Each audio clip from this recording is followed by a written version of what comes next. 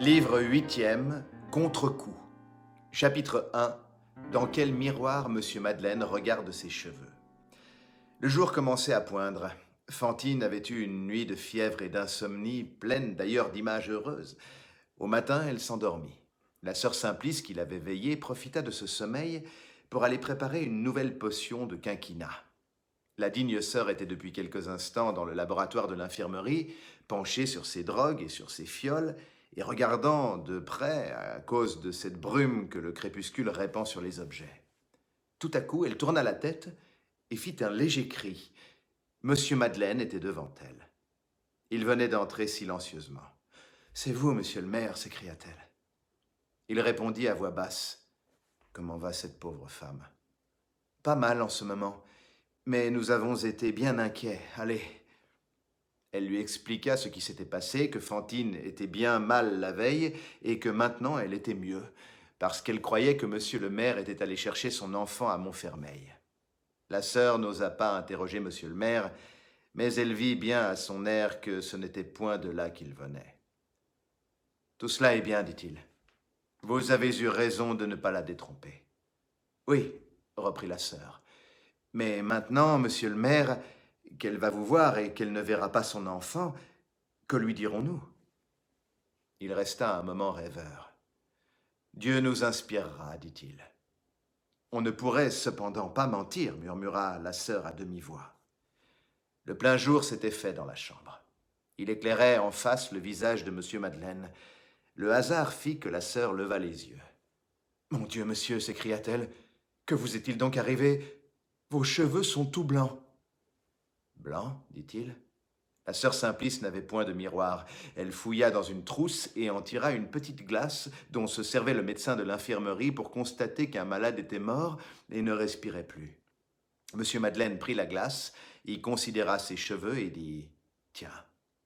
Il prononça ce mot avec indifférence et comme s'il pensait à autre chose. La sœur se sentit glacée par je ne sais quoi d'inconnu qu'elle entrevoyait dans tout ceci. Il demanda « Puis-je la voir ?» « Est-ce que monsieur le maire ne lui fera pas revenir son enfant ?» dit la sœur, osant à peine hasarder une question. « Sans doute, mais il faut au moins 2 ou 3 jours. » « Si elle ne voyait pas monsieur le maire d'ici là, reprit timidement la sœur, elle ne saurait pas que monsieur le maire est de retour. Il serait aisé de lui faire prendre patience et, quand l'enfant arriverait, elle penserait tout naturellement que monsieur le maire est arrivé avec l'enfant. On n'aura pas de mensonge à faire. » Monsieur Madeleine parut réfléchir quelques instants, puis il dit avec sa gravité calme, « Non, ma sœur, il faut que je la voie. Je suis peut-être pressé. » La religieuse ne sembla pas remarquer ce mot « peut-être », qui donnait un sens obscur et singulier aux paroles de monsieur le maire. Elle répondit en baissant les yeux et la voix respectueusement, « En ce cas, elle repose, mais monsieur le maire peut entrer. » Il fit quelques observations sur une porte qui fermait mal et dont le bruit pourrait réveiller la malade, puis il entra dans la chambre de Fantine, s'approcha du lit et entr'ouvrit les rideaux. Elle dormait. Son souffle sortait de sa poitrine avec ce bruit tragique qui est propre à ces maladies et qui navre les pauvres mères lorsqu'elles veillent la nuit près de leur enfant condamné et endormi. Mais cette respiration pénible troublait à peine une sorte de sérénité ineffable répandue sur son visage, qui la transfigurait dans son sommeil. Sa pâleur était devenue de la blancheur, ses joues étaient vermeilles. Ses longs cils blonds, la seule beauté qui lui fût restée de sa virginité et de sa jeunesse, palpitaient tout en demeurant clos et baissés. Toute sa personne tremblait de je ne sais quel déploiement d'ailes, prête à s'entr'ouvrir et à l'emporter, qu'on sentait frémir mais qu'on ne voyait pas. À la voir ainsi, on n'eût jamais pu croire que c'était là une malade presque désespérée. Elle ressemblait plutôt à ce qui va s'envoler qu'à ce qui va mourir.